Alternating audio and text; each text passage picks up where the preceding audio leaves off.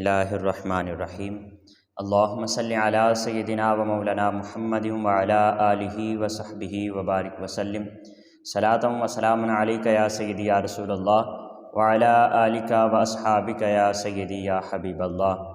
نہایت ہی واجب الاحترام معزز و محترم و مکرم شرکائے سفر نور، اللہ رب العزت کے کرم اور آقا کریم علیہ الصلوۃ والسلام کے نالین پاک کے تصدق سے ہم بحمد اللہ تعالی نور کے اس سفر کی 17ویں نشست کے اندر شریک ہیں۔ دعا ہے کہ رب لم یزل ہمیں اس عظیم الشان سفر سے زیادہ روشنی اخذ کرنے اور اپنے قلوب و اذہان کو منور کرنے کی توفیق عطا فرمائے۔ تو ناظرین کرام، بلا تاخیر ہم اپنے سبق کی طرف چلتے ہیں۔ کل ہم نے 15واں پارہ مکمل کیا تھا، تو آج انشاءاللہ ہم جو 16ویں پارے کے مضامین ہیں اس کو ڈسکس کریں گے۔ پہلے ایک اجمالی جائزہ لیتے ہیں اور پھر اس کے بعد ہم تفصیل کی طرف چلتے ہیں۔ جو 16واں پارہ ہے، اس کے اندر ہمارا آج کا جو پہلا مضمون ہوگا وہ حضور نبی کریم علیہ الصلوۃ والسلام کے نور ہونے پر ایک بہت ہی پیاری دلیل ہے۔ آقا کریم علیہ الصلوۃ والسلام کے نور ہونے پر، جس کو وہ لوگ جو آقا کریم علیہ الصلوۃ والسلام کی نورانیت کا انکار کرتے ہیں، وہ اس دلیل کو استعمال کرتے ہوئے آقا کریم علیہ الصلوۃ والسلام کی نورانیت کا انکار کرتے ہیں، اور آج ہم اسی آیہ مقدسہ کو پڑھ کر آقا کریم علیہ الصلوۃ والسلام کی نورانیت پر دلالت کریں گے۔ پھر اس کے بعد حضرت عیسیٰ علیہ السلام کے میلاد کا ذکر ہے، یعنی جس دن وہ پیدا ہوئے تو اس دن کا اللہ رب العزت نے ذکر فرمایا ہے۔ پھر حضرت عیسیٰ علیہ السلام کی پیدائش کا مکمل تفصیل کے ساتھ واقعہ ہے۔ اس کے بعد سورہ طٰہٰ شروع ہوتی ہے، اور وہاں پر پھر آقا کریم علیہ الصلوۃ والسلام کے شان کا اسلوب کیا ہونا چاہیے، اس بارے میں ہم گفتگو کریں گے۔ پھر سامری جادوگر کا واقعہ ہے، جب حضرت موسیٰ علیہ السلام گئے تھے چرا کے لیے 40 دن کے لیے، تو پیچھے سے اس جادوگر نے ایک بچڑا بنا لیا تھا اور اس کو لوگوں کو لگا دیا تھا اس کی پوجا کرنے کے لیے۔ اس کا یہاں پر واقعہ، پیچھے بھی اس کا واقعہ گزرا ہے، تو یہاں پر ایک دفعہ پھر اس کا ذکر ہوگا۔ پھر قرآن پاک کا آج جو 16ویں پارے کا آخری ہمارا مضمون ہوگا وہ معیشت کی تنگی کے بارے میں، کہ جن لوگوں کو معیشت کی تنگی ہو اس کا حل کیا ہے۔ آج کے ہمارے سبق کا یہ بھی حصہ ہوگا۔ تو اے ناظرین کرام، بلا تاخیر ہم 16ویں پارے کو شروع کرتے ہیں اور آج کے مضامین کو ڈسکس کرتے ہیں۔ ناظرین کرام، یہ سورہ کہف ہے، آیت نمبر 110 ہے 16ویں پارے میں۔ اللہ رب العزت ارشاد فرماتا ہے، قُلْ إِنَّمَا أَنَا بَشَرٌ مِثْلُكُمْ يُوحَىٰ إِلَيَّ۔ اچھا، اس آیہ مقدسہ کے اس حصے کا جو باقی لوگوں نے ترجمہ کیا ہے اور جو اس آیہ مقدسہ کو دلیل بناتے ہوئے نبی کریم علیہ الصلوۃ والسلام کی نورانیت کا انکار کرتے ہیں اور آقا کریم علیہ الصلوۃ والسلام کو معاذ اللہ اپنے جیسا گردانتے ہیں، وہ اس کا ترجمہ یوں کرتے ہیں کہ اے حبیب، آپ فرما دیجئے میں تو صرف تمہاری طرح کا بشر ہوں اور میری طرف وحی کی جاتی ہے۔ لیکن حضور شیخ الاسلام ڈاکٹر طاہر القادری صاحب نے جو اس کا ترجمہ کیا ہے، آپ نے یہ کیا ہے کہ فرما دیجئے میں تو صرف بخلقت ظاہری بشر ہونے میں تمہاری مثل ہوں اور میری طرف وحی کی جاتی ہے، ناظرین کرام، اب ہم ان الفاظ پر ذرا غور کریں گے۔ اس آیہ مقدسہ میں پہلا لفظ ہے قل، اے حبیب آپ فرما دیجئے۔ انما، یہ انما کلمہ حصر ہے، اب اس کا حصار جو ہے وہ اس کے بعد آنے والے 2 الفاظ میں سے کسی ایک پر ہو جاتا ہے۔ ہو سکتا ہے یا تو یہ آنا پر ہو سکتا ہے یا پھر یہ بشر ان پر ہو سکتا ہے۔ انما کلمہ حصر ہے تو اس کا حصار یا تو آنا پر ہو سکتا ہے یا بشر ان پر ہو سکتا ہے۔ اب آنا پر تو ہو نہیں سکتا، کیونکہ حضور نبی کریم علیہ الصلوۃ والسلام یہ تو نہیں نہ فرما سکتے کہ صرف میں ہی بشر ہوں، میرے علاوہ کوئی بشر نہیں ہے۔ حصار کا مطلب ہوتا ہے احاطے میں لے لینا، حصار میں لے لینا، دائرے میں لے لینا، کہ یہ حکم مخصوص اس دائرے کے لیے ہے، اس کے بعد باقی لوگوں کے لیے یا باقی چیزوں کے لیے نہیں ہے، اس کو حصار کہتے ہیں۔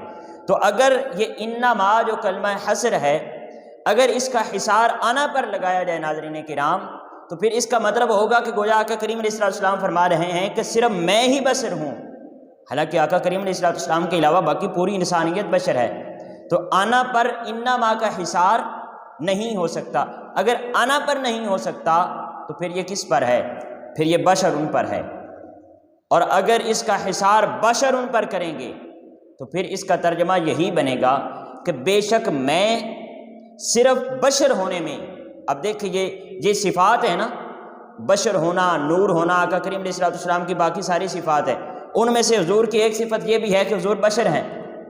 تو یہ جو حضور کی بشریت والی صفت ہے، اس کے اوپر حصار لگاتے ہوئے، یعنی باقی ساری صفات کو سائڈ پر کرتے ہوئے اونلی جو بشریت والی صفت ہے اس کے اوپر حصار لگاتے ہوئے اللہ رب العزت نے فرمایا کہ اے حبیب یہ جو بشر ہونے کی آپ کی صفت ہے، آپ اپنے لوگوں کو اپنے امتیوں کو فرما دیں کہ یہ بشر ہونے والی صفت میں، صرف اس بشر ہونے والی صفت میں آپ کی طرح کا ہوں، آپ کی مثال ہوں۔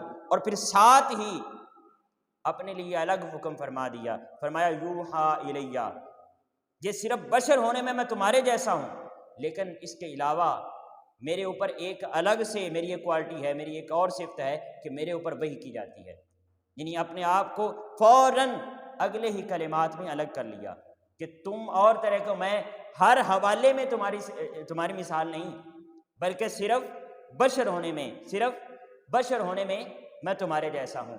تو انما جو کلمہ حصر ہے اس کا حصار کس پر آئے گا؟ بشرون پر آئے گا، اور آقا کریم علیہ السلام کی باقی ساری صفات کو اس دائرہ سے باہر رکھتے ہوئے صرف بشرون پر حصار لگا کر اس کو ہم آقا کریم علیہ السلام کے جو کلمات ہیں، مثلکم، قرآن پاک کے یہ جو کلمات ہیں، مثلکم مثلکم، یہ جو الفاظ ہیں مثلکم، تو یہ بشرون پر حصار لگا کر اس کی نسبت ہم مثلکم کے ساتھ لگائیں گے کہ اونلی بشریت میں آقا کریم علیہ السلام کے بشر ہونے میں حضور مثلکم تمہارے جیسے ہیں۔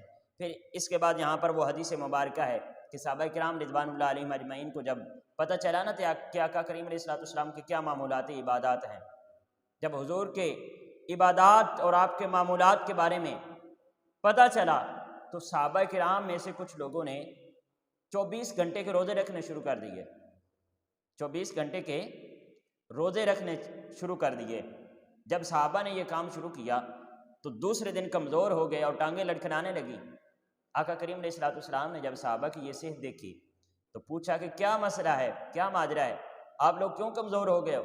تو پھر انہوں نے عرض کیا کہ ہم نے آپ کی معمولات کو دیکھا ہے، آپ کی عبادات کو دیکھا ہے، اور آپ کے روزے رکھنے کو دیکھا ہے، اور آپ کی نمازوں کو دیکھا ہے، تو ہم تو کچھ بھی نہیں کرتے، آپ کے اتنے عظیم معمولات ہیں تو ہم نے روزے رکھنے شروع کر دیے ہیں۔ جب آقا کریم علیہ السلام نے یہ ان کی بات سنی تو آپ نے فرمایا ایکم مثلی، تم میں سے کون ہے جو میری مثال ہے؟ مجھے تو میرا مالک کھلاتا بھی ہے اور پلاتا بھی ہے، تو تم میں سے کون ہے جو میری مثال ہو؟ میری تو اور بات ہے۔ تو یہ آقا کریم علیہ السلام نے یہاں پر بھی یہی لفظ استعمال فرمایا، ایکم مثلی، تم میں سے کون ہے جو میری مثال ہے؟ ایکم مثلی۔ تو اگر آقا کریم علیہ السلام کی مثال اور لوگ ہوتے تو پھر نبی کریم علیہ السلام یہ جملہ نہیں ارشاد فرماتے۔ تو یہاں پر اس آیہ مقدسہ میں آقا کریم علیہ السلام کی جو صرف بشریت والی صفت ہے اس کے اوپر حصار لگاتے ہوئے فرمایا کہ بشر ہونے میں بھی تمہارے جیسا ہوں، یعنی تمہاری طرح کھاتا بھی ہوں، تمہاری طرح پیتا بھی ہوں، تمہاری طرح اٹھتا بیٹھتا بھی ہوں اور سوتا بھی ہوں۔ تو یہ بشریت جو ہے اس معاملے میں تمہاری طرح ہوں۔ یہاں پر حضور شیخ الاسلام بہت پیاری مثالیں بیان فرمایا کرتے ہیں۔ آپ فرماتے ہیں کہ آقا کریم علیہ السلام بشر ہونے میں باقی لوگوں کی طرح ہیں، لیکن آپ کی نورانیت وہ الگ ہے۔ فار ایگزامپل آپ دیکھیں آقا کریم علیہ السلام کا جسم مبارک ہے، یہ حضور کی بشریت پر تقاضا کرتا ہے، لیکن اس کا کوئی سایہ نہیں تھا تو یہ حضور نبی کریم علیہ السلام کی نورانیت پر دلالت کرتا ہے۔ اسی طرح آقا کریم علیہ السلام کا جسم اقدس تھا تو اس کے اوپر کبھی مکھی نہیں بیٹھی۔ آپ کا جسم اقدس تھا تو یہ بشریت پر تقاضا کرتا ہے اور دلالت کرتا ہے، لیکن اس پر کبھی مکھی نہیں بیٹھی تو یہ حضور نبی کریم علیہ السلام کی نورانیت ہے۔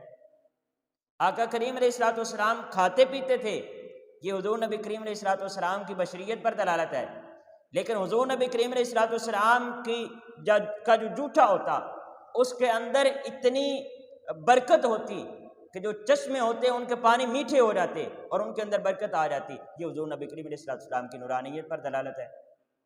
آقا کریم علیہ السلام جو ہے وہ کام کرتے اور لوگوں کی طرح چلتے پھرتے، تو یہ حضور نبی کریم علیہ السلام کی بشریت پر دلالت ہے، اور حضور نبی کریم علیہ السلام ایک انگلی کے ساتھ چاند کو توڑ دیتے، تو یہ آقا کریم علیہ السلام کی نورانیت پر دلالت ہے۔ یعنی وہ بشریت والی جو صفت ہے اس کے اندر تو مثلکم ہیں، تمہارے جیسے ہیں، لیکن اس کے علاوہ جو حضور نبی کریم علیہ السلام کو نورانیت عطا فرمائی گئی ہے وہ ایک الگ سے چیپٹر ہے، اور اس جیسی آقا کریم علیہ السلام کی کوئی مثال نہیں ہو سکتی۔ ایکم پھر مثلی ہوگا کہ تم میں سے کون ہے جو میری مثال ہے، تم میں سے کون ہے جو میری مثال۔ اور یہاں پر ایک اور حضور شیخ الاسلام بہت پیاری نصیحت فرمایا کرتے ہیں، آپ فرماتے ہیں کہ آقا کریم علیہ السلام بشر بھی ہیں اور حضور نور بھی ہیں، یعنی وہ اللہ رب العزت نے جو نور تخلیق فرمایا آقا کریم علیہ السلام کی صورت میں، اس کو اس دنیا پر بھیجا تو اس کو بشریت کا لبادہ عطا فرمایا، اس کو بشریت کا لبادہ عطا فرمایا، تاکہ اللہ رب العزت کے جو احکامات نازل ہوئے ہیں ان کو ہم تک نہ صرف ان کی تبلیغ کریں، پہنچائیں، بلکہ پریکٹیکل کر کے دکھائیں۔ اب اگر کوئی نور ہو، کوئی فرشتہ آتا اللہ رب العزت کے پیغام لے کر ڈائریکٹ انسانوں کے پاس، تو وہ اللہ کا پیغام تو پہنچا سکتا تھا، لیکن کیا وہ پریکٹیکلی کر کے دکھا سکتا تھا؟ کیونکہ اس نے تو کبھی کھایا ہی نہیں، نہ وہ کھاتا ہے فرشتہ، نہ ہی وہ پیتا ہے، نہ وہ سوتا ہے، نہ وہ شادیاں کرتا ہے۔ تو پریکٹیکل انسانوں کو کر کے ایک سیرت کا مکمل نمونہ عطا کرنے کے لیے بشریت کا لبادہ ضروری تھا، تو اس لیے اللہ رب العزت نے اپنے اس نور کو بشریت کا لبادہ عطا فرمایا، اور بشریت کے لبادے میں آقا کریم علیہ السلام تشریف لائے، اور پھر آقا کریم علیہ السلام نے ہر عمل میں اپنی ایک سنت یہاں پر چھوڑی، اور صحابہ کو کر کے اور امت کو دکھایا کہ اس طرح کھاتے ہیں، اس طرح پیتے ہیں، اس طرح معاملات کرتے ہیں، اس طرح اخلاق ہونا چاہیے، اس طرح کردار ہونا چاہیے، اس طرح آپ کی مارکیٹنگ ہونی چاہیے، اس طرح آپ کی تجارت ہونی چاہیے، اس طرح لوگوں کے ساتھ گفتگو کا انداز ہونا چاہیے۔ تو یہ سارے طریقے آقا کریم علیہ السلام نے اپنی اس بشریت کی صفت کے ساتھ لوگوں کو پریکٹیکل کر کے دکھائے۔ اور ادھر دیکھیں حضرت یوسف علیہ السلام ہیں، یہ بشریت کا وہ پردہ تھا جس کی وجہ سے یہ لوگ بیچارے جھلے ہو گئے، اور آقا کریم علیہ السلام کے اسی پردے پر رک جاتے ہیں اور سمجھتے ہیں کہ آپ صرف بشر ہی ہیں، اس کے علاوہ کچھ بھی نہیں ہے۔ آپ دیکھیں حضرت یوسف علیہ السلام تھے، وہ جب وہ مصر کی عورتوں کے سامنے سے گزرے، یہ قرآن پاک کے الفاظ یہاں پر میں کوٹ کرنا چاہوں گا، جب وہ مصر کی عورتوں کے سامنے سے گزرے تو ان عورتوں نے جب دیکھا اور حضرت اپنے محبوب کو جب دیکھا اور آپ کی نورانیت کو دیکھا تو کیا کیا؟ اپنے ہاتھوں کو کاٹ لیا، اور جب ہاتھوں کو کاٹ لیا تو قرآن پاک کہتا ہے انہوں نے جو جملے کہے، انہوں نے کہا حاشا للہ، اللہ کی قسم، ما ھذا بشرا، یہ تو بشر ہو ہی نہیں سکتا، یہ تو کوئی نورانی فرشتہ ہے۔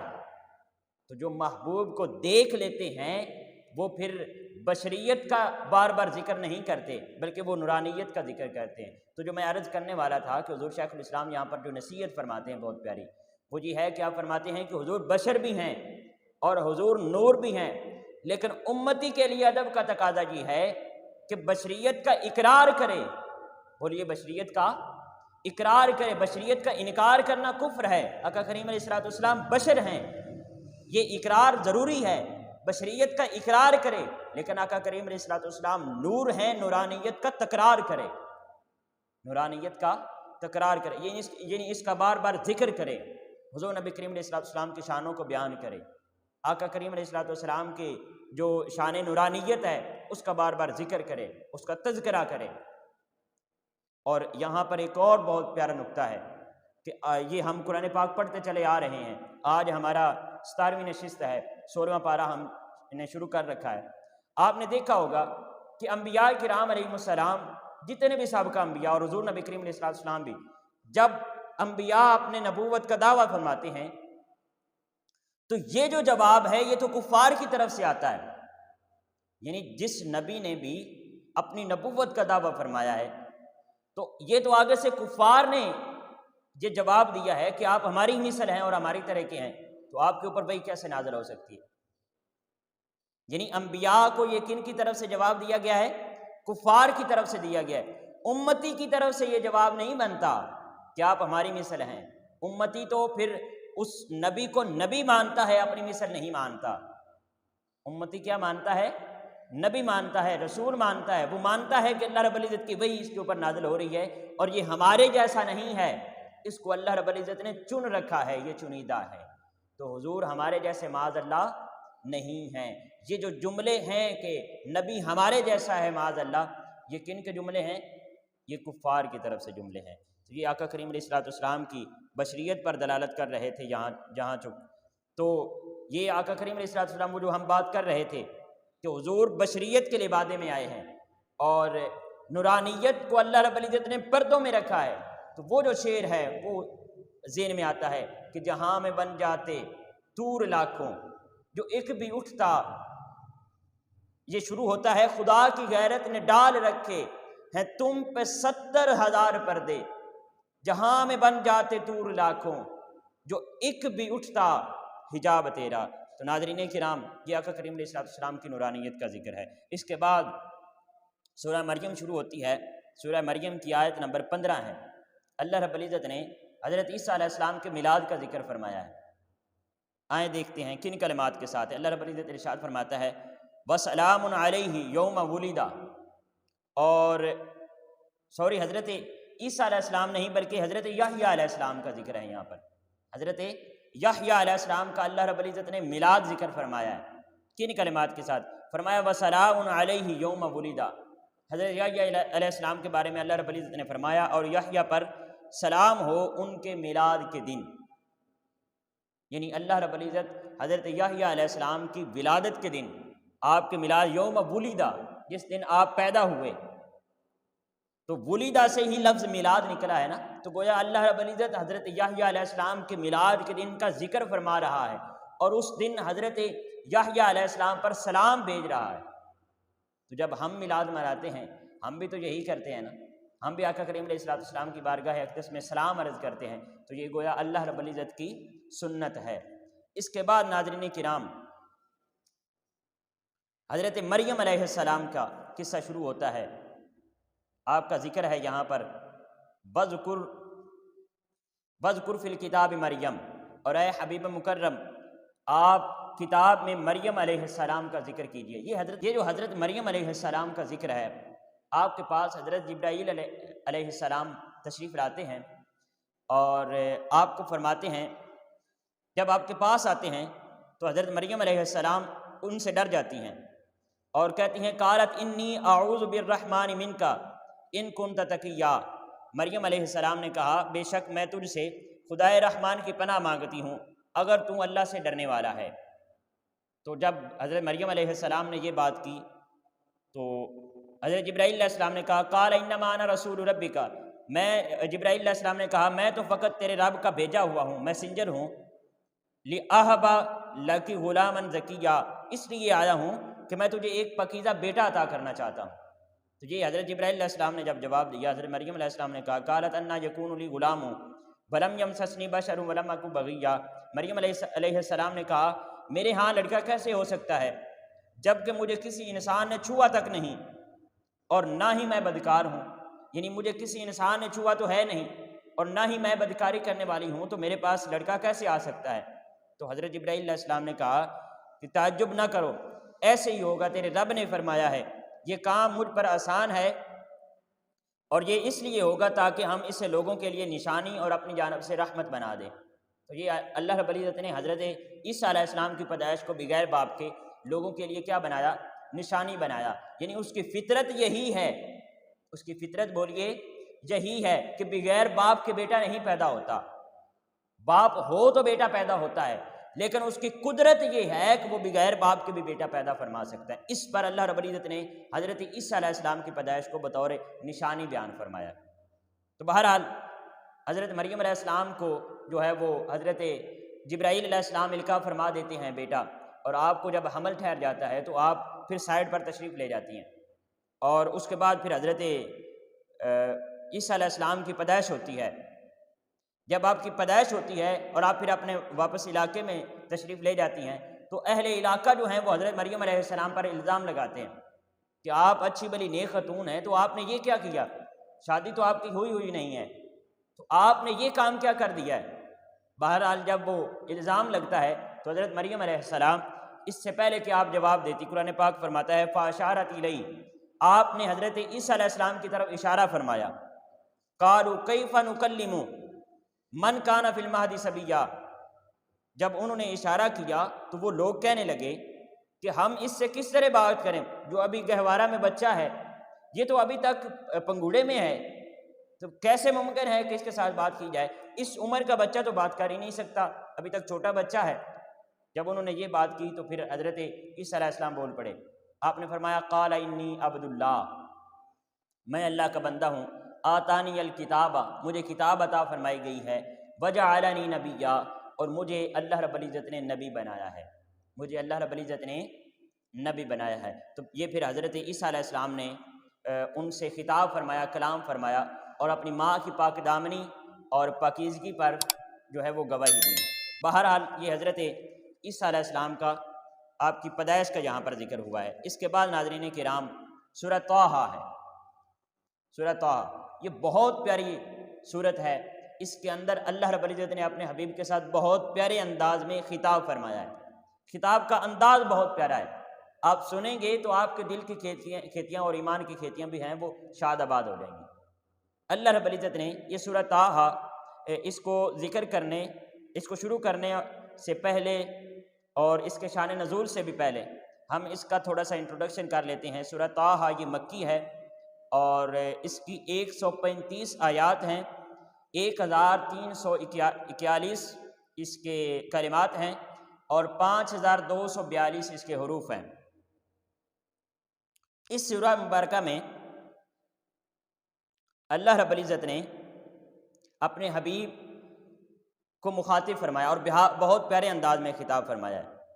اس کا جو شان نزول ہے وہ اس طرح ہے کہ حضور ساری رات قیام فرمایا کرتے تھے، حضور ساری رات قیام فرمایا کرتے تھے۔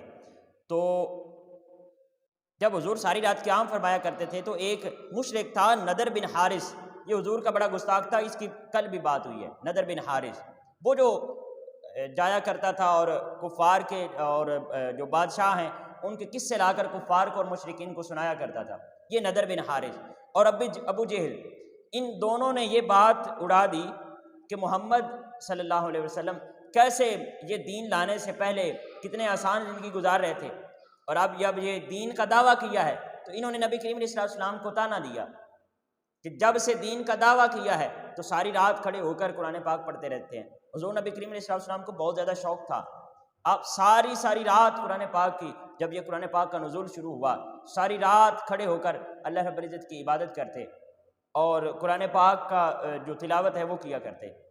تو جب انہوں نے یہ معمول دیکھا تو انہوں نے کہا کتنی آسانی کی زندگی گزار رہے تھے، اب جب سے یہ نئے دین کا دعویٰ کیا ہے تب سے اپنے لیے کتنی مشکلات کو اکٹھا کر لیا ہے۔ تو جب انہوں نے یہ بدبختی کی تو پھر اللہ رب العزت نے ان آیات کو نازل فرمایا۔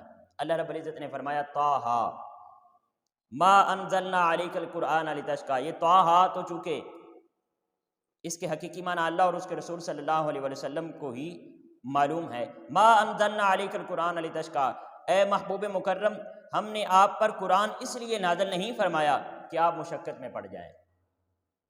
پھر اللہ رب العزت نے وہ شان نزول کو مد نظر رکھے نا کہ وہ کفار نے جو طعنے دیا کہ کریم علیہ السلام کو، اور حضور کو بہت شوق تھا قرآن پاک پڑھنے کا، تو اللہ رب العزت نے فرمایا یہ میں نے آپ کو مشقت میں ڈالنے کے لیے آپ کے اوپر قرآن نازل نہیں فرمایا، بلکہ الا تذکرۃ لمن یخشی، مگر اسے اس شخص کے لیے نصیحت بنا کر اتارا ہے جو اپنے رب سے ڈرتا ہو۔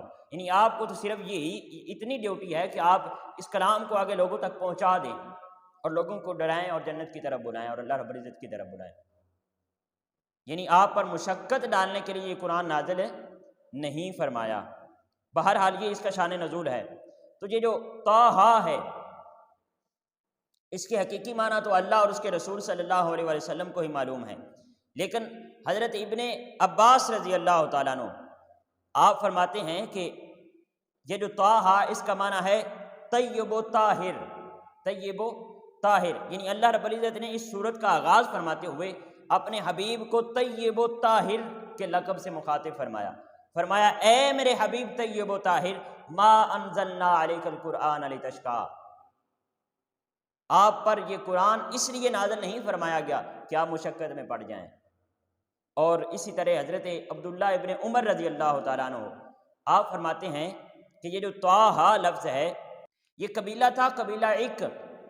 وہ جو قبیلہ عک کے لوگ تھے وہ طٰہٰ حبیبی کے معنی میں لیا کرتے تھے کہ اے میرے محبوب، یعنی وہ جس کو طٰہٰ کہتے تھے وہ اپنے محبوب کو کہتے تھے۔ اپنے محبوب کو جب انہوں نے پکارنا ہوتا کہ اے میرے محبوب، تو وہ پھر اس کو طٰہٰ کہتے۔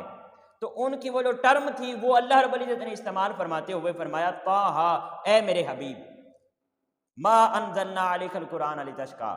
تو یہاں پر یہ طٰہٰ کا مفسرین نے ایک معنی یہ بھی کیا ہے حضرت عبداللہ ابن عمر رضی اللہ تعالیٰ عنہ کی روایت سے، اور پھر اسی طرح امام ثعلبی نے ایک اس کا معنی کیا ہے۔ وہ فرماتے ہیں علم الاعداد کے حوالے سے اگر اس کو دیکھا جائے تو طٰ کے 9 اعداد ہیں اور ہا کے 5 ہیں، تو یہ 9 اور 5 ٹوٹل ملا کر 14 بنتے ہیں۔ کتنے بنتے ہیں؟ 14۔ تو یہ چونکہ اس کے اعداد 14 بنتے ہیں، دیکھیں ہر عاشق نے اپنے حوالے سے معنی نکالا ہے۔ حقیقی معنی تو اللہ اور اس کے رسول کو معلوم ہے، لیکن عاشقوں نے پھر آگے اپنے محبوب کے ساتھ محبت کا اظہار کرنے کے لیے اس کے مختلف معنی بنا لیے۔ یہ عاشق امام ثعلبی رحمۃ اللہ تعالیٰ علیہ فرماتے ہیں کہ چونکہ طٰ کے ٹوٹل اعداد 9 ہیں اور ہا کے 5 ہیں، تو یہ 9 اور 5 ملانے سے طٰ کے چونکہ ٹوٹل 14 اعداد بنتے ہیں، تو اللہ رب العزت نے گویا آقا کریم علیہ الصلوۃ والسلام کو 14ویں کا چاند بلایا ہے، 14ویں کا چاند بلایا ہے۔ اور 14ویں کا چاند کس کو کہتے ہیں؟ جب چاند مکمل کامل ہو جاتا ہے۔ چاند کو عربی کے اندر قمر کہتے ہیں، لیکن جب وہ کامل ہو جاتا ہے، مکمل ہو جاتا ہے 14ویں رات کو، تو اس کو بدر کہا جاتا ہے، بدر کامل، 14ویں کا چاند۔ یہ حضور شیخ الاسلام کی بہت پیاری ٹرم ہے اور آپ یہ اکثر استعمال فرمایا کرتے ہیں، 14ویں کا چاند۔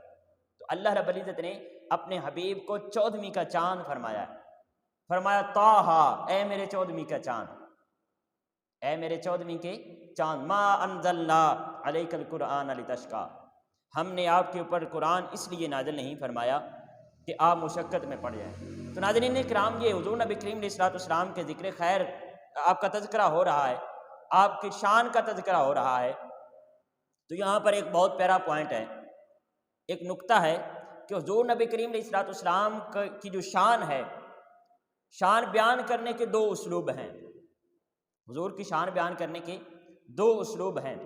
یا تو حضور نبی کریم علیہ الصلوۃ والسلام کی شان اس طرح بیان کی جائے جس طرح اللہ رب العزت نے بیان فرمائی، یعنی جو اسلوب اللہ رب العزت نے اختیار فرمایا ہے وہ اسلوب اختیار کیا جائے، یا پھر آقا کریم علیہ الصلوۃ والسلام کی شان بیان کرنے کے لیے، حضور کی نعت پڑھنے کے لیے وہ اسلوب اختیار کیا جائے جو آقا کریم علیہ الصلوۃ والسلام نے اپنے لیے خود فرمایا ہے۔ جو اسلوب آقا کریم علیہ الصلوۃ والسلام نے اپنے لیے خود اسلوب اختیار فرمایا ہے، یہ 2 طریقے ہیں۔ مثلا جو اللہ رب العزت نے اختیار فرمایا ہے وہ اللہ رب العزت نے آقا کریم علیہ الصلوۃ والسلام کے لیے رؤوف الرحیم کا لفظ استعمال فرمایا۔ اب دیکھیں اللہ رب العزت کے بیشتر صفاتی جو نام ہیں وہ اللہ رب العزت نے اپنے حبیب صلی اللہ علیہ وآلہ وسلم کے لیے بھی استعمال فرمایا۔ یہ اللہ رب العزت کا اپنے حبیب کی شان کا ذکر خیر فرمانے کا ایک طریقہ ہے کہ اس نے اپنے بیشتر صفاتی نام اپنے حبیب کو عطا فرما دیے۔ فار ایگزامپل وہ رؤوف الرحیم ہے تو اس نے فرمایا میرا حبیب بھی رؤوف الرحیم ہے۔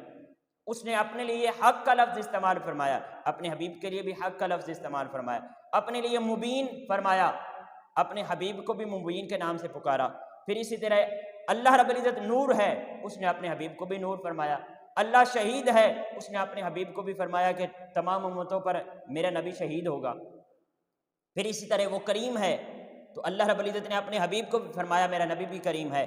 وہ عظیم ہے تو اللہ نے اپنے حبیب کو بھی فرمایا میرا حبیب بھی عظیم ہے۔ وہ خبیر ہے، نبی کریم علیہ الصلوۃ والسلام بھی خبیر ہیں۔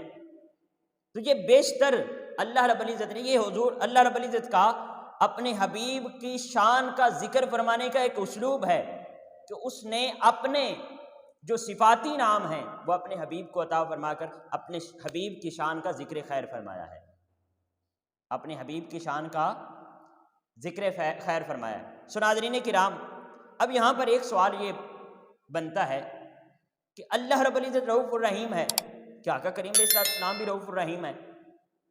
اللہ بھی نور ہے، حضور بھی نور ہیں، اللہ بھی حق ہے، حضور بھی حق ہیں، اللہ بھی مبین ہے، حضور بھی مبین ہے، اللہ بھی شہید ہے، حضور بھی شہید ہے۔ تو یہ پھر دونوں میں فرق کیا رہ گیا؟ ناظرین کرام سمجھ لیں بات کو، فرق یہ رہ گیا کہ اللہ رؤوف الرحیم ہے، اللہ حق ہے، مبین ہے، نور ہے، شہید ہے، اللہ کے یہ صفاتی نام اور اللہ کی صفات ہیں، تو اس کی ذاتی ہیں یہ صفات، اللہ کی یہ شانیں جو ہیں اور صفات جو ہیں یہ اللہ کی ذاتی ہیں۔ اس نے یہ کسی سے مانگی نہیں ہیں، کسی سے مستعار نہیں لی ہیں، کسی سے ادھار نہیں لی ہیں، کسی نے اللہ کو عطا نہیں کی، اللہ کی اپنی ذاتی ہیں یہ صفات۔ لیکن یہی ساری صفات آقا کریم علیہ الصلوۃ والسلام کے پاس بھی ہیں، لیکن یہ اللہ رب العزت نے اپنے حبیب کو عطا کی ہیں۔ حضور کی ذاتی نہیں ہے بلکہ کیا ہیں؟ عطائی ہیں۔ اللہ رب العزت نے اپنے حبیب صلی اللہ علیہ وسلم کو یہ ساری صفات عطا فرمائی ہیں۔ یہ صفات بولیے کیا کی ہیں؟ عطا فرمائی ہیں۔ تو یہ تو ہے اللہ رب العزت کا اسلوب بیان کہ اللہ رب العزت نے اپنے حبیب کی شان کیسے بیان فرمائی ہے۔ اور دوسرا اسلوب جو میں نے عرض کیا کہ آقا کریم علیہ الصلوۃ والسلام نے اپنی شان کیسے بیان فرمائی، اور ایک اور اللہ رب العزت کے اسلوب کے تحت ایک اور قرآن پاک کے اندر جو ہم قرآن پاک کو یوں پڑھتے چلے آ رہے ہیں اور آج ہم 16ویں پارے میں موجود ہیں، تو آپ نے دیکھا ہوگا کہ اللہ رب العزت نے کہیں بھی حضور نبی کریم علیہ الصلوۃ والسلام کا نام لے کر آپ کو نہیں پکارا۔ یہ اللہ کا اسلوب ہے اپنے حبیب کی شان بیان فرمانے کا۔ اللہ کا یہ اسلوب ہے کہ اس نے کہیں بھی اپنے حبیب کا نام لے کر نہیں پکارا۔ ایسے نہیں پکارا یا محمد، باقی انبیاء کو پکارا یا ابراہیم، یا موسیٰ، یا عیسیٰ، یا یوسف، باقی انبیاء دیگر انبیاء کو بھی پکارا ہے کلام مجید کے اندر، ان کا نام لے کر پکارا ہے۔ لیکن حبیب کی شان بیان فرمانے کا یہ اسلوب ہے کہ اللہ رب العزت نے کہیں بھی آقا کریم علیہ الصلوۃ والسلام کا نام لے کر آپ کو نہیں پکارا، بلکہ آپ کی صفات لے کر آپ کی صفات بیان فرمائی اور صفات سے آپ کو پکارا ہے۔ کبھی کہا طٰہٰ، اے 14ویں کے چاند، کبھی فرمایا یاسین، کبھی فرمایا یا ایھا المزمل۔ اور پھر ایک اور بہت خوبصورت بات کہ اللہ رب العزت جس سچویشن اور جس حالت کے اندر ہیں، میرے رب نے اس حالت اور اس کیفیت کے مطابق حضور نبی کریم علیہ الصلوۃ والسلام کی صفت بیان فرما کر حضور کو پکارا۔ کتنی پیاری شان بیان فرمائی۔ حضور نے کالی چادر اوڑھی ہوئی ہے، کالی کمبلی اوڑھی ہوئی ہے، تو اللہ رب العزت نے اسی کیفیت کو بیان فرماتے ہوئے فرمایا یا ایھا المزمل، اے کالی کمبلی اوڑھنے والے۔ حضور نبی کریم علیہ الصلوۃ والسلام نے سرخ داریوں والی جو کمبلی ہے وہ اوڑھی ہوئی ہے، تو اللہ رب العزت نے فرمایا یا ایھا المدثر۔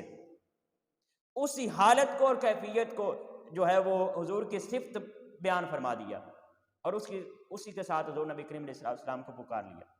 اللہ اکبر۔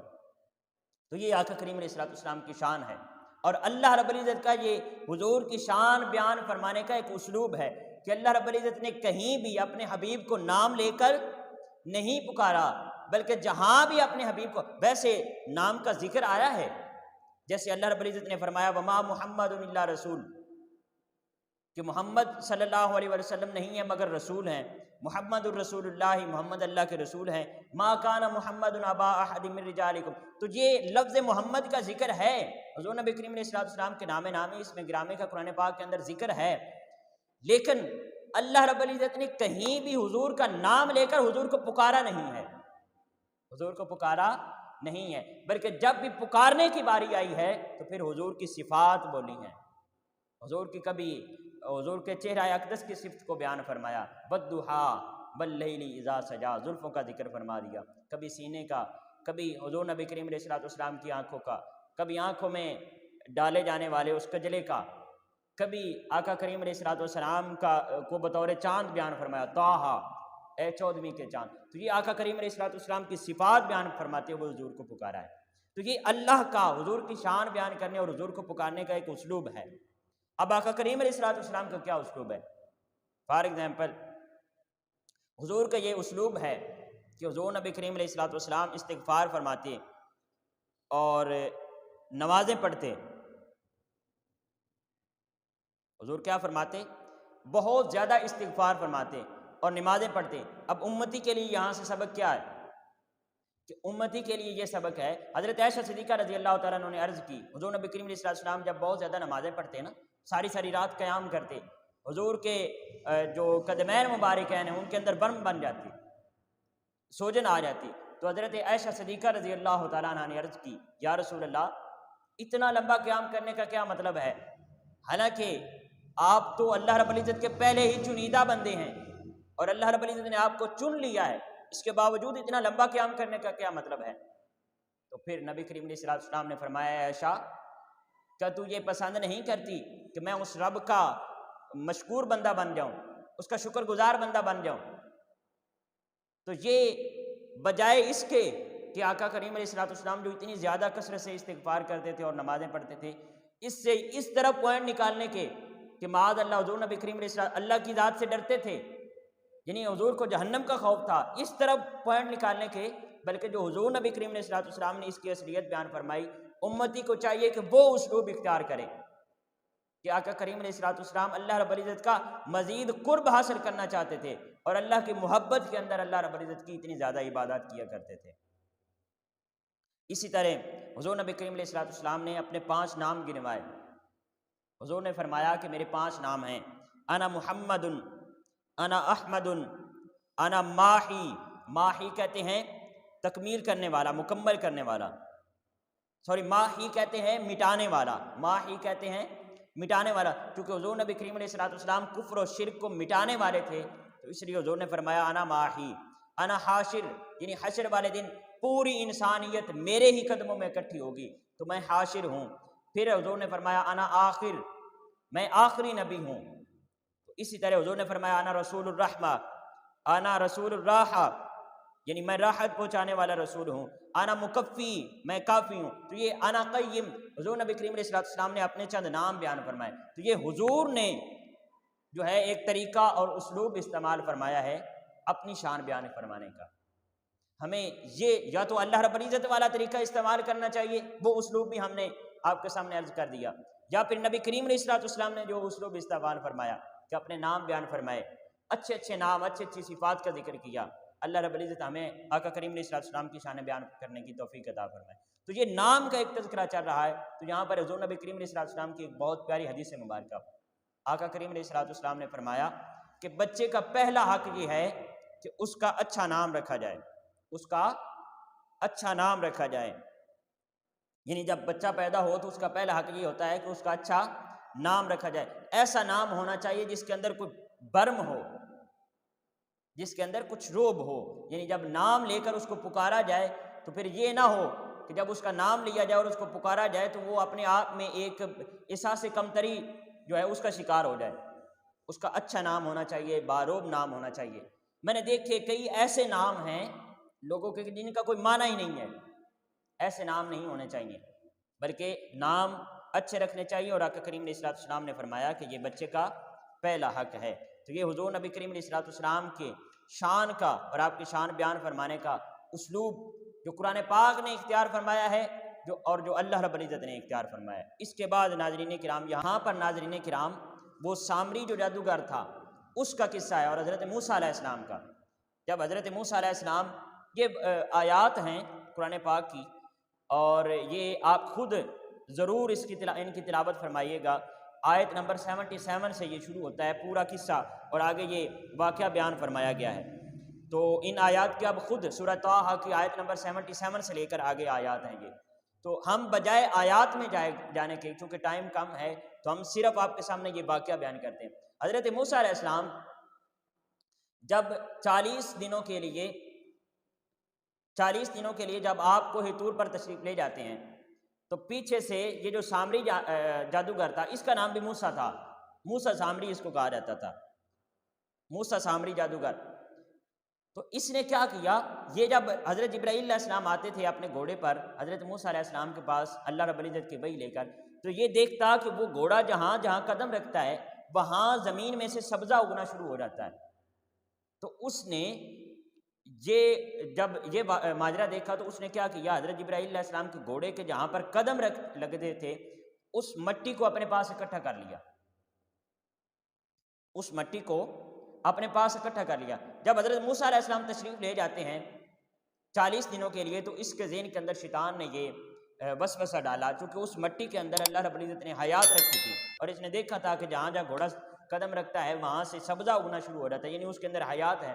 تو اس نے اس مٹی کو ملا کر ایک بچڑا بنا لیا، مٹی کو ملا کر ایک بچڑا بنا لیا، اور اس کے اندر پھر بعض مفسرین کہتے ہیں کہ اپنے جادو کے ذریعے اس کے اندر پھر وہ بچڑا پھر بولنا شروع ہو گیا، اور اس کے اندر پھر وہ اس نے ہیرے جواہرات بھی لگائے، وہ ایک خوبصورت طریقے سے اس نے بچڑا بنا لیا۔ اور بعض مفسرین فرماتے ہیں کہ اس کے اندر شیطان بولتا تھا اور شیطان کی آواز آتی تھی۔ بہرحال جب حضرت موسیٰ علیہ السلام تشریف لے گئے تو اس نے وہ بچڑا بنا کر اپنے جادو کے ذریعے اس کے اندر آواز پیدا کر دی، اور قوم کو لگا دیا اس کی عبادت کے لیے، پوری قوم اس کی عبادت کرنے لگی۔ جب حضرت موسیٰ علیہ السلام واپس تشریف لاتے ہیں تو پھر آپ نے اس کی سرزنش فرمائی۔ یہ واقعہ چونکہ ہم نے پہلے بھی ذکر کیا ہے تو بہت جلدی کے ساتھ ہم آگے نکل رہے ہیں، تو آپ نے پھر اس کی سرزنش فرمائی، اور جو آپ نے اس کو سزا دی وہ بڑی مزے کی سزا ہے۔ یہاں پر قرآن پاک کی آیت مقدسہ ہے، آیت نمبر 97 ہے، 97 آیت نمبر سورہ طٰہٰ کی۔ حضرت موسیٰ علیہ السلام نے اس کو فرمایا، وہ اس بچڑے کو حضرت موسیٰ علیہ السلام نے جلا دیا، جلا کر جو اس کی راکھ تھی اس کو پانی کے اندر بہا دیا۔ اب یہ جو ہمارے پڑوسی یہودی ہیں، پتہ نہیں یہ کیوں اپنے پیاروں کو جلاتے ہیں، یعنی انہوں نے تو جلایا تھا بطور سزا دینے کے لیے بچڑے کو جلایا تھا، اور یہ اپنے پیاروں کو جلاتے ہیں، پتہ نہیں کس طریقے پر عمل کرتے ہیں۔ بہرحال حضرت موسیٰ علیہ السلام نے اس کو جلا کر اس کی جو راکھ تھی اس کو پانی کے اندر بہا دیا، اور وہ جو جادوگر تھا، سامری جادوگر موسیٰ سامری، اس کو یہ سزا سنائی۔ فرمایا قال فاذهب فإن لك في الحياة أن تقول لا مساس۔ بہت مزیدار سزا ہے۔ آپ نے فرمایا کہ پس تو یہاں سے نکل جا، چنانچہ تیرے لیے ایسی زندگی ہے کہ یہ تو ہر کسی کو یہ کہتا رہے don't touch me, don't touch me, مجھے مس نہیں کرنا، لا مساسا، مجھے مس نہیں کرنا، مجھے ٹچ نہیں کرنا، لا مساسا۔ اب وہ جس کو بھی ملتا، وہ زندگی تو اس کی لمبی کر دی گئی، لیکن اس کی سزا یہ کہ وہ جس کو بھی ملتا اسی کو کہتا ڈونٹ ٹچ می، مجھے ٹچ نہیں کرنا، مجھے مس نہیں کرنا۔ تو یہ حضرت موسیٰ علیہ السلام نے اس کو، وہ جو سامری جادوگر تھا، اس کو یہ سزا سنائی، اور پھر اس کے بعد وہ یہی کرتا پھرا رہا۔ ناظرین کرام، اس کے بعد ہم چلتے ہیں، 16واں پارہ ہے، آیت نمبر ہم لیتے ہیں 124 سورہ طٰہٰ آیت نمبر 124۔ اللہ رب العزت نے یہاں پر ارشاد فرمایا وَمَنْ أَعْرَضَ عَنْ ذِكْرِي فَإِنَّ لَهُ مَعِيشَةً ضَنْكًا، اور جس نے میرے ذکر یعنی قرآن پاک سے روگردانی کی تو اس کے لیے دنیاوی معاش تنگ کر دیا جاتا ہے، دنیاوی معاش بھی تنگ کر دیا جاتا ہے۔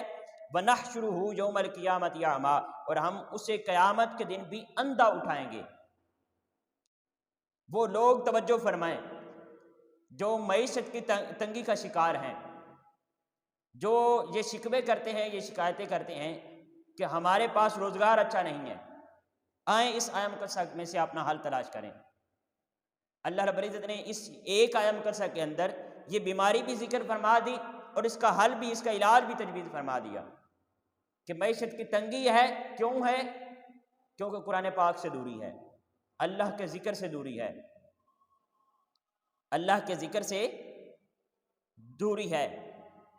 وَمَنْ أَعْرَضَ عَنْ ذِكْرِي فَإِنَّ لَهُ مَعِيشَةً ضَنْكًا، جو میرے ذکر سے اللہ رب العزت نے فرمایا اعراض کرے گا، اس کی معیشت کو تنگ کر دیا جائے گا۔ اب یہاں سے اگر ہم تھوڑا پیچھے چلے جائیں، اپنے بزرگوں کی باتیں سنیں، اب بھی میں اپنے دادا ابو کے پاس بیٹھتا ہوں تو وہ یہ بات مجھے کہتے ہیں کہ جب ہمارا زمانہ تھا تو بھلے ہمارے پاس پیسے کم ہوتے تھے، بھلے ہمارے پاس معیشت بہت کم ہوتی تھی، اس طرح اتنی زیادہ تجارت نہیں ہوتی تھی، اتنے زیادہ پیسہ عام نہیں ہوتا تھا، پیسے بہت کم ہوتے تھے، معیشت بہت کم ہوتی تھی، لیکن اس کے اندر برکت ہوتی تھی۔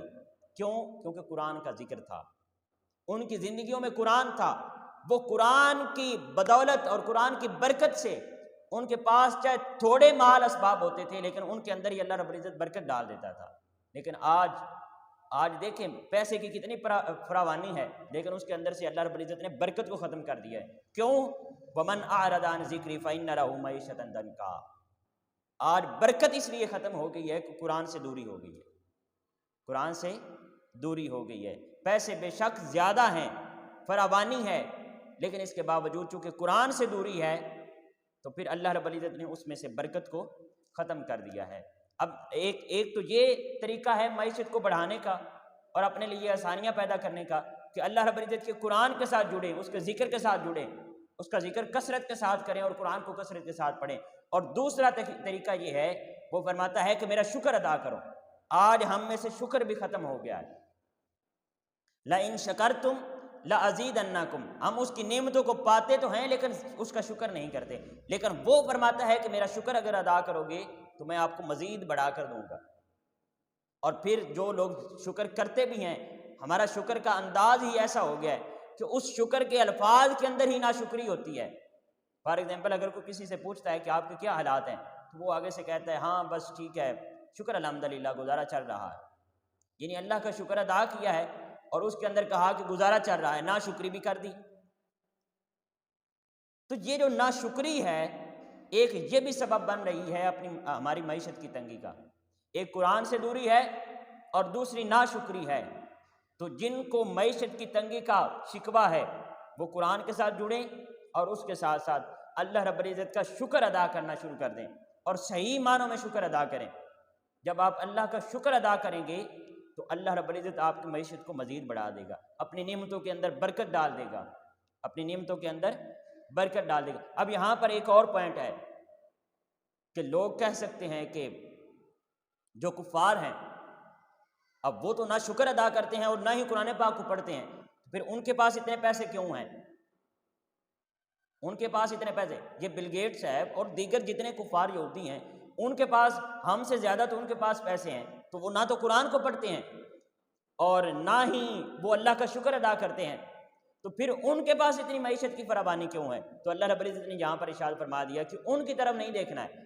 فرمایا وَلَا تَمُدَّنَّ عَيْنَيْكَ إِلَىٰ مَا مَتَّعْنَا بِهِ، اور آپ دنیاوی زندگی میں زیب و آرائش کی ان چیزوں کی طرف حیرت و تعجب کی نگاہ نہ فرمائیں، کیونکہ جو ان کو عطا فرمانا تھا وہ اسی زندگی میں عطا فرما دیا، اب ان کے لیے آخرت کے اندر کچھ بھی نہیں ہے۔ لیکن جو مؤمن ہوتا ہے، اگر وہ قرآن کے ساتھ جڑ جائے اور اللہ رب العزت کا ذکر کرنا شروع کر دے تو اللہ رب العزت اس کو دنیا کی نعمتوں سے بھی مالا مال فرماتا ہے، اور جب وہ آخرت کے اندر تشریف لے جائے گا تو پھر آخرت کی نعمتوں سے بھی اللہ رب العزت مالا مال فرمائے گا۔ تو یہاں پر نبی کریم علیہ الصلوۃ والسلام کی ایک حدیث مبارکہ ہے، حضرت عبداللہ ابن عباس رضی اللہ تعالیٰ عنہ، آپ فرماتے ہیں کہ نبی کریم علیہ الصلوۃ والسلام نے ارشاد فرمایا میرے کندھے پر ہاتھ رکھتے ہوئے، فرمایا دنیا میں مسافر کی طرح رہو، دنیا میں مسافر کی طرح رہو، مفہوم حدیث ہے۔ فرمایا دنیا میں مسافر کی طرح رہو، اگر صبح کو پاؤ تو پھر شام کی جو ہے انتظار نہ کرو، اور اگر شام کو پاؤ تو پھر صبح کا انتظار نہ کرو، یعنی اچھا اور نیک کام کرنے کے لیے جلدی کرو۔ اور یہاں پر یوں ہی سمجھو کہ آپ مسافر ہیں، کبھی بھی آپ کا ویزا لگ سکتا ہے اور آپ جا سکتے ہیں، تو اگر آپ صبح کو پاتے ہیں اور نیک کام کرنے کا ارادہ ہے تو فوراً کر دیں۔ اور اسی طرح حضرت عبداللہ ابن مسعود رضی اللہ تعالیٰ عنہ، آپ فرماتے ہیں، آپ سے ایک مروی ہے حدیث مبارکہ، نبی کریم علیہ السلام نے فرمایا کہ 5 چیزوں کو، مفہوم حدیث ہے، 5 چیزوں کو 5 چیزوں سے پہلے غنیمت جانو، 5 چیزوں کی 5 چیزوں سے پہلے قدر کرو۔ فرمایا جوانی کی قدر کرو بڑھاپا آنے سے پہلے، پہلی چیز جوانی کی قدر کرو بڑھاپا آنے سے پہلے، یعنی جوانی کے اندر اپنے مولا کو منا لو، جوانی کے اندر اپنے مولا کے ساتھ محبت کر لو، جوانی کے اندر اپنے مولا کی عبادت کر لو، کیونکہ جب بڑھاپا آ جائے گا تو پھر ہڈیوں کے اندر وہ طاقت نہیں رہے گی کہ قیام کر سکو، پھر وہ طاقت نہیں رہے گی کہ اپنے مولا کی اس طریقے سے عبادت کر سکو۔ تو جوانی کو بڑھاپے سے پہلے غنیمت جانو۔ پھر فرمایا کہ صحت کو بیماری سے پہلے غنیمت جانو، صحت کو بیماری سے پہلے غنیمت جانو۔ پھر فرمایا تمنگری کو فاقہ سے پہلے غنیمت جانو، یعنی اگر آپ کے پاس مال اسباب ہیں تو پھر اس فراوانی کو فاقہ سے پہلے غنیمت جانو۔ اور پھر فرمایا فراغت کو مصروفیت سے پہلے غنیمت جانو، یعنی اگر آپ فارغ ہیں تو پھر اللہ رب العزت کا ذکر کر لیں، اس کا شکر ادا کر لیں، اس کی عبادت کر لیں، اس کے کلام پاک کو پڑھ لیں، تلاوت کر لیں۔ اگر فراغت ہے تو اس کو مصروفیت سے پہلے غنیمت جانیں، اور زندگی کو موت سے پہلے غنیمت جانیں، زندگی کو موت سے پہلے غنیمت جانیں۔ تو یہ اللہ رب العزت کے حبیب صلی اللہ علیہ وسلم نے فرمایا کہ 5 چیزوں سے پہلے غنیمت جانیں اور ان کو ضائع نہ کریں۔ جوانی کو بڑھاپے سے پہلے، صحت کو بیماری سے پہلے، فراوانی کو فاقے سے پہلے، فراغت کو مصروفیت سے پہلے، اور زندگی کو موت سے پہلے، ان 5 چیزوں سے پہلے اپنے لیے غنیمت سمجھو اور ان کی قدر کرو۔ اللہ رب العزت ہمیں قدر کرنے کی توفیق عطا فرمائے، اور اللہ رب العزت ہمیں دنیاوی اور اخروی نعمتوں سے مالا مال فرمائے۔ اللہ رب العزت ہم سب کا حامی و ناصر ہو۔ یہاں پر 16واں پارہ مکمل ہوتا ہے۔ کل انشاءاللہ 18ویں نشست کے اندر ہم 17ویں پارے کو شروع کریں گے، اور کوشش کریں گے کہ کچھ 17ویں پارے کے مضامین لے کر اور پھر ہم 18ویں پارے کی طرف بھی چلیں، کیونکہ ہماری کوشش یہ ہے کہ ہم انشاءاللہ 27ویں روزے تک یا 28ویں روزے تک انشاءاللہ اس نور کے سفر کو مکمل کریں گے۔ اور اللہ رب العزت سے دعا بھی ہے کہ اللہ رب العزت ہم سب کا حامی و ناصر ہو۔ اللہ رب العزت ہمیں دین متین کی خدمت کرنے کی توفیق عطا فرمائے۔ اللہ تعالی ہمیں اپنا اور اپنے پیارے حبیب صلی اللہ علیہ وسلم کا پکا اور سچا غلام بنائے، ہمیں آخرت کی تیاری کرنے کی توفیق عطا فرمائے۔ آپ سب کی سماعتوں کا بہت شکریہ۔ السلام علیکم ورحمۃ اللہ وبرکاتہ۔